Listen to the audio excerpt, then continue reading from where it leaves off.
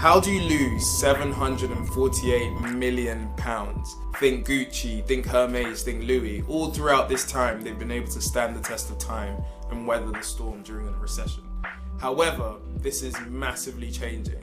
COVID-19 threw a lot of spanner in the works for a lot of brands. The fashion industry is expected to be hit hard by the pandemic.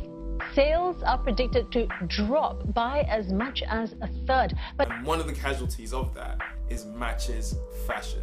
So they just announced that they're closing. Once the pandemic hit in 2022, brands and their competitors began ramping up their digital services because everybody was online. However, Match's fashion failed to do that. A lot of the brands like Farfetch made sure they invested in the back end and made the consumer process as smooth as possible. Match's fashion, again, didn't. Give us a sense of, as a business, how Farfetch has been performing in this complicated situation. And the focus has been on maintaining operational capabilities.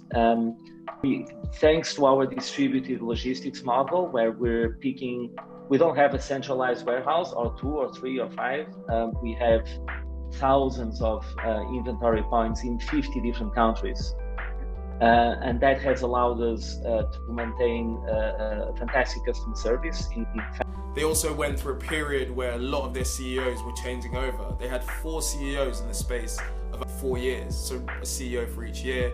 Naturally, each comes with their own strategy. So we see one of the failings of the brand. The other being the cost of digital acquisition. Essentially, the price has gone up. Google putting restraints on things like cookies or even people not responding to digital ads as much. It's become harder and harder to reach audiences.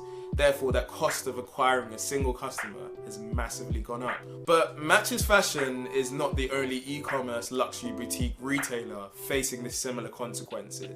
Net-a-Porter and Farfetch too also face a similar consequence.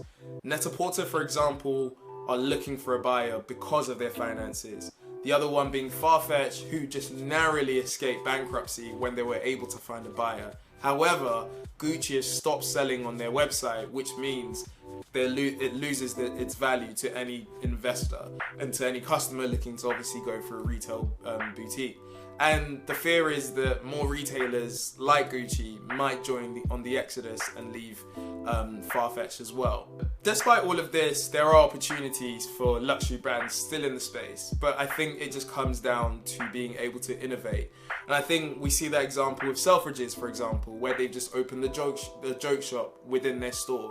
They've made the experience more experiential for its customer, so beyond just going there to buy clothes, you actually go to Selfridges and you're able to watch a film, for example, visit one of the pop-up stores, for example, and obviously eat and do all the other things. So I think in an age like this, where a lot of the middlemen within this luxury boutique retailer space are losing out, I think one brand that's setting the mark for them all is Selfridges. But I mean, it begs the question is, if all these online retailers are facing trouble, where will we shop?